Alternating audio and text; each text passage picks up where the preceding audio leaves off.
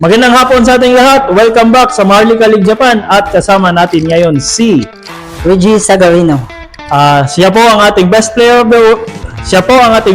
of the game between white and black sa exhibition game natin.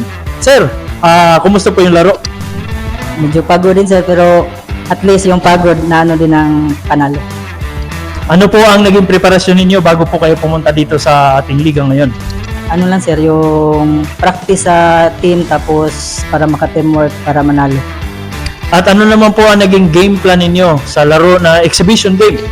Ano lang sir, una saya lang muna tapos walang injured tapos yung goal na manalo.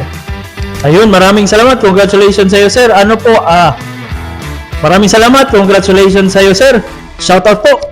Shoutout ako sa pamilya ko sa Pinas. Hello sa Sagarino family. Thank you. Maraming salamat. Ito po si Ramel para sa Maharlika League Japan.